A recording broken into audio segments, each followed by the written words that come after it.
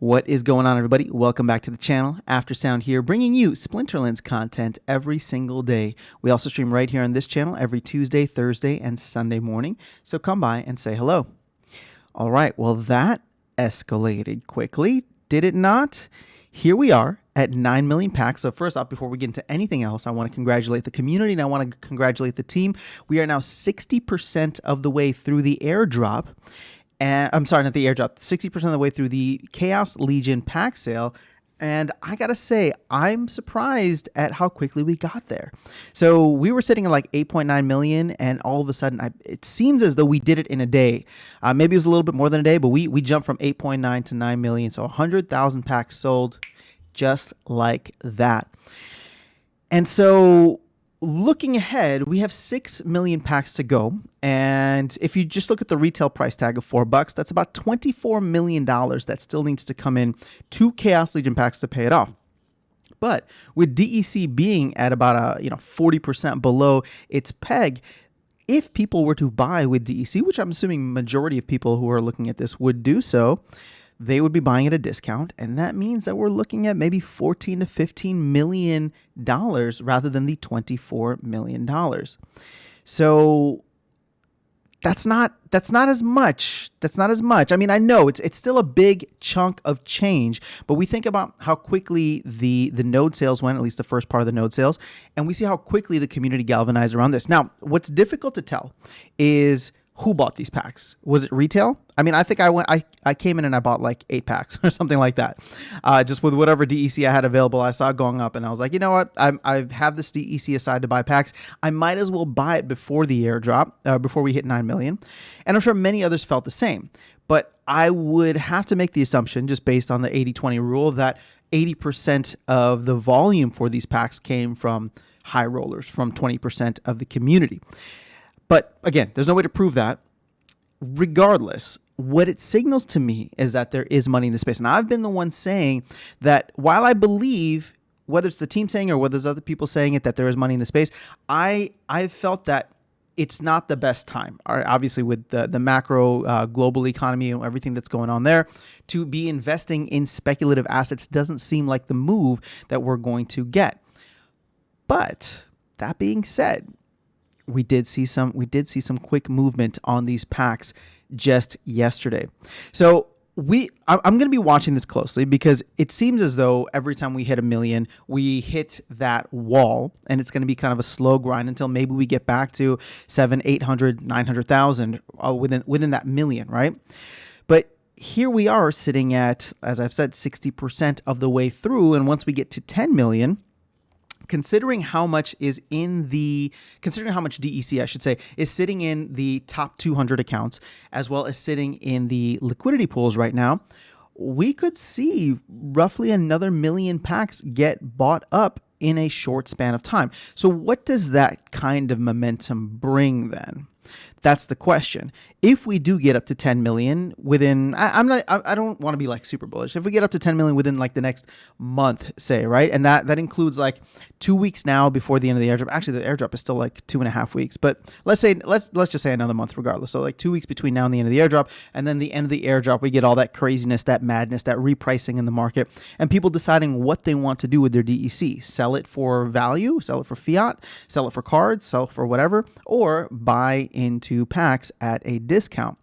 I would like to think that many people will try to take up the team on that discount, especially if they've been sitting on all this DEC for a while. So I can see a significant amount of packs moving. And if we do cross that 10 million threshold sooner rather than later, the big question that I have with this is, when is that moment? When is the watershed moment where we look at X amount of packs remaining or X amount of packs sold, and people really start aping in because they are worried about it selling out?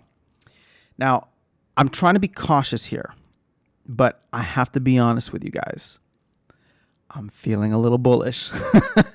I know. I'm the perma bear, but it's exciting times. It really does feel like the summer of Splinterlands. And for the first time, I am looking at that November output that Aggroed has thrown out there and saying, maybe maybe, just maybe, because here's the thing. There's a lot of unknowns that are, it's like they're known unknowns, if that makes sense, right? We know that the team is working on a bunch of different things.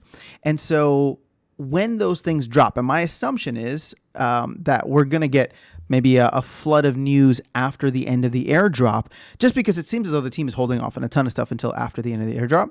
So if we start to get that right through the end of July, through August, maybe September, then we get land in September or October. I don't know, guys. I mean, there's a lot of exciting things ahead. Now, keep in mind, there is another sale that is yet to go on, and that is going to be the Rift Watchers, which is going to eat up about $50 million of value. And that one, there's no discounts on that, right? At least not traditionally through like something like a DEC value. That is going to be priced in dollars, but using SPS. So I guess what I'm looking at over the next couple of months. And again, we don't know when Rift Watchers is actually going to come out. We've been told Q3, but we are already in Q3. We're already halfway through the month, or almost halfway through the first month of Q3. So if Rift Watchers does come out, I would assume that's probably not going to be until the end of Q3, as it seems as though there's a lot happening in July, and maybe we get an announcement in August. But when we do get an announcement, I don't think it's going to be like, hey, Rift Watchers is on sale tomorrow or next week. I think it's going to be like, we're going to start the pre-sale or whatever, in a month, or however long it takes. So with that being said, I don't know how much momentum we get from here, but my guess is that once we get to 10 million packs, I don't know why I feel like this. And this is almost, it makes me uncomfortable because it feels too bullish for my tastes. But once we get to 10 million packs, being 2/3 of the way through Chaos Legion, and more specifically, just having double digits sales in terms of like packs sold, I feel like many people will start shifting their attention towards the amount of packs sold.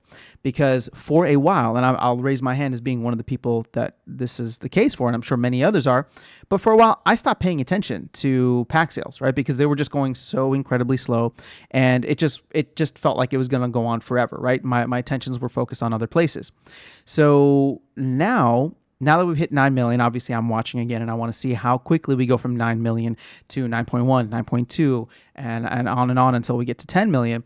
But once we get to 10 million, I will be watching closely, because that feels as though we would have rounded a corner. Now, until we get to, I don't know, I'm thinking, people are saying like the last million packs, but I would think that even before that, I think that if we get to 12 and a half, maybe 13 million, I think people are going to start feeling the grind, because then at that point, like, we're less than $10 million away, right, from this selling out. And that to me is when you could have these bigger institutions like a YGG, or guilds, I should say, a YGG or some investment fund or whatever, come in and be like, you know what? We can make a quick flip on this, right? And maybe not that quick, because I've been saying for a while that I think anybody who's buying packs now at $4, I don't think you're going to be getting $4.10 right off the bat. I think you're getting a lot of people who bought packs when they were $1.50 on the secondary market, flipping them for $3 as soon as we sell out, because for them, they make a clean 2x, they get to undercut you, and it's a sweet deal for them, right? So I think it might be a while before we see like X's, if we do see X's in the value of Chaos Legion packs. But it's exciting nonetheless. And for the first time, there are so many unknowns, yet I am feeling like November is actually doable. Now, this might just be the adrenaline rush from watching pack sales go absolutely bananas in the past 24 hours. But again, that proves to me that there is money and interest in the space. And even if it's not driven by retail, even if it's driven by a lot of the bigger players, I think those bigger players are going to be incentivized to make that happen when they start feeling the crunch, when we start getting a little bit closer and a little bit closer. So once again, congratulations to the team. Congratulations to the community. I am very excited for Grandmaster Wrath to be joining the fray. And I think that this is exciting in the sense that it is perfect timing for Modern. I don't know if the team was planning it this way, but getting the first Legendary Summoner available for Modern, I feel like will give many newer players a little bit of an edge. I know it's only one Splinter, and it's really like the Splinter that everybody likes to pick on the most. but having a summoner, a legendary summoner available that can hopefully go toe to toe with some of the other legendary summoners from Untamed, having that available to all players at hopefully a more affordable price, I think is a great thing, and the timing couldn't be better. I mean, the timing would have been great if it had happened in, like, I don't know, March. But here we are in July, and true to its word, true to Hardpoint's word, it seems as though we are getting the summer Splinterlands. So let me know your thoughts in the comments below. I will catch you all in the next video, and I will see you around the game. Take care.